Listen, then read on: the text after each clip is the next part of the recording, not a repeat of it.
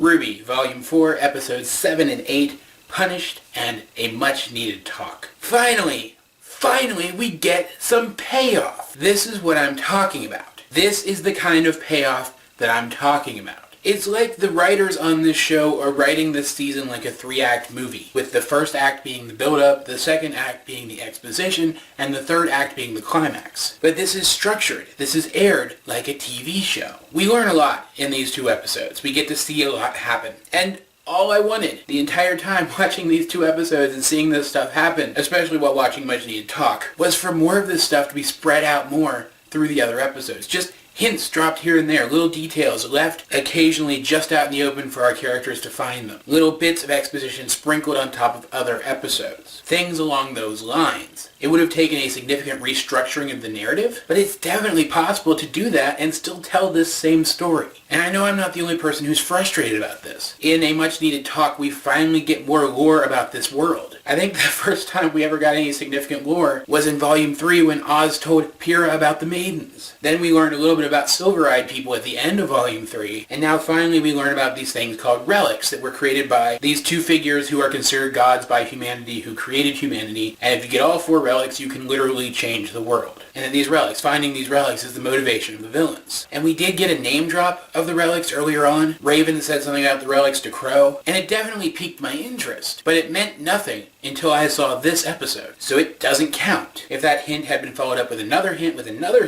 it would have been one thing. But here we have some of our heroes on a journey where they could have been learning this stuff, where it could have been worked into the narrative that they were starting to learn some of this stuff themselves. But they didn't. They just walked through 2 bland towns. They camped in the woods once. They went to an inn and we didn't even get to see what they did. And they fought a thing, obviously, but they do that all the time. My point is, they did nothing. And then Crow comes along and just hands them the answers. It's not bad. I'm not saying it's bad. I'm just saying it's average. This writing is average. And I know that the guys writing for this show haven't really written anything like this before. But it's frustrating where I, an amateur writer, can look back at the previous episodes of this volume and see where they could have put some of this stuff in. So that instead of Crow sitting down around a campfire and talking to RWBY's team, telling them all of this stuff, there could have been a back and forth where we realize that RWBY and her team have started to piece some of this together and Crow's just confirming it for them, just expanding upon it. So we get some payoff. Definitely, that was great past the halfway mark, but I'm not going to beat that dead horse anymore. And yet, despite all the payoff we got in RWBY's plot, I once again found Wise's plot over the course of these 2 episodes, really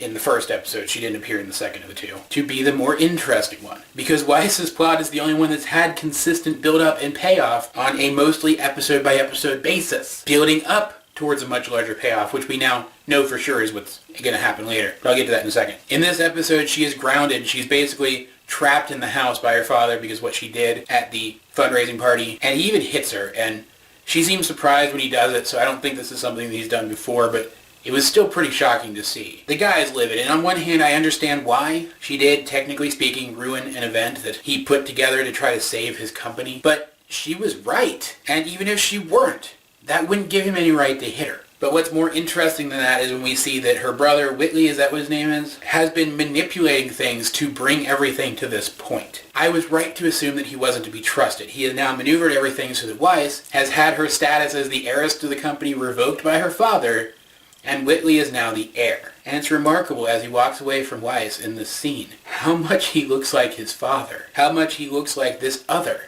complete asshole. But we do see that these events have inspired Weiss to rededicate herself to her training. She pushes a bunch of stuff aside. She's going to rededicate herself to learning how to summon things and control her summons. Right there in the house in her room, which is a terrible idea. Why is she doing that? But I guess she doesn't really have anywhere else she can go. And this is what I'm talking about. We had a plot thread that was set up with Whitley and him not seeming trustworthy. Another plot that was set up that had to do with her father and the reception. And we got build up and payoff for both. And then they converged and we got a bigger payoff because we realized the 2 plots were connected, and through the entire thing there's been build up towards another later plot with an even bigger payoff, that being Weiss learning to control her summons. It's so much better paced and so much better written than some of the other stuff we've got in this volume so far that it makes me sad that we aren't seeing such consistently good writing in each and every plot. We still haven't seen Yang again. Where is she? It's like they've got different people working on each of these plot threads, and some of them are just better at it than others. Which actually brings me around to Blake's plot. We got more Blake's plot in A Much Needed Talk, where she actually talks to her dad about how she stayed with the White Fang after he left. And it was interesting. It was good to see an emotional moment between the two, but what I was really interested in was her finally getting around to telling her father, and by extension the audience, why it is that she left her friends behind and she was 1 second away from it, and then Sun ruined everything. He accidentally reveals that he's been eavesdropping on the conversation, and the conversation stops. It's infuriating, because even though I already pretty much guessed the answer, I want to know what it is. I want to hear it said. And so Sun interrupting the conversation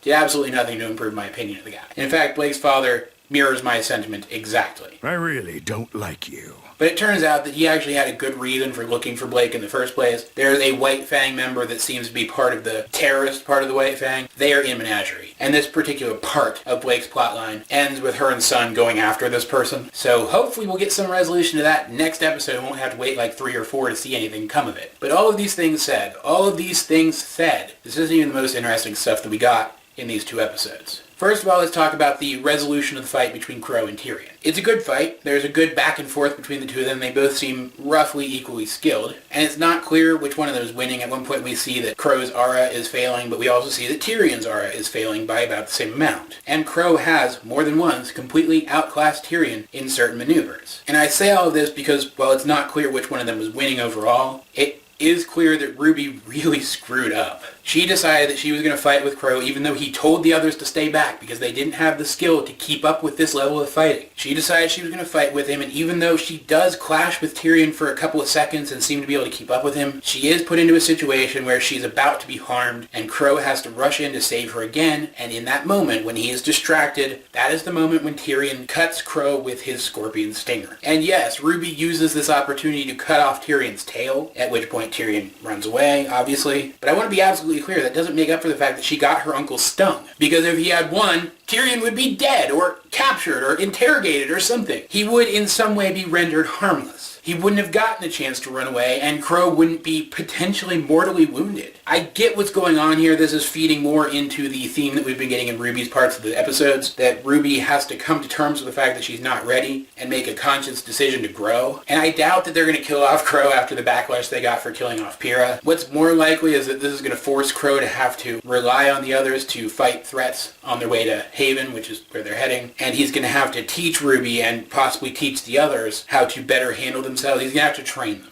I think this is an excuse to force Crow to have to train them. But I'm also kind of worried about the guy because at the very end of A Much Needed Talk, his wound is very clearly getting worse, and he does drink a lot, and while there is a popular myth that alcohol dilutes scorpion venom, that's not true. It actually increases blood flow and heightens the effects of the venom. Drinking is killing him. I honestly don't know where they're going with this, and it has me really worried. Not good worried either. And finally, let's talk about Oscar and Oz. We get another scene with Oscar where Osmond is trying to get him to leave home to basically continue what Oz was doing. And Osmond does confirm that their souls are now bound together, kind of what would have happened with Pyra and Amber's souls if she had gone through with the aura transfer back in Volume 3, which is good that the precedent for this was set up in a previous episode, or else it would have sounded absurd. And I'm not going to go into detail here, but I'm really interested in how exactly this happened, and I'm forming a few ideas. It's a very interesting turn of events, one that based on past details in this volume was pretty obvious, but still getting the confirmation of it here. Very satisfying and very thought-provoking. All in all, these episodes were good. They told us a lot. A lot happened. A Much Needed Talk specifically was a really good episode, full of really good stuff. I just wish that they hadn't waited so long to give us this stuff, that they'd spread it out some more. Hopefully they either realize that there's an issue with the pacing and make improvements, or it becomes clear why they're pacing it this way, if they have a reason for pacing it this way. But if anything, I think these 2 episodes, A Much Needed Talk specifically, kind of saves this volume for me in a lot of ways, and I'm really looking forward to what happens next. All of that said, guys, what did you think of these episodes if you have seen them? Let's get a discussion going in the comment section down below. Either way, this has been AJ22, and I will talk to you guys later.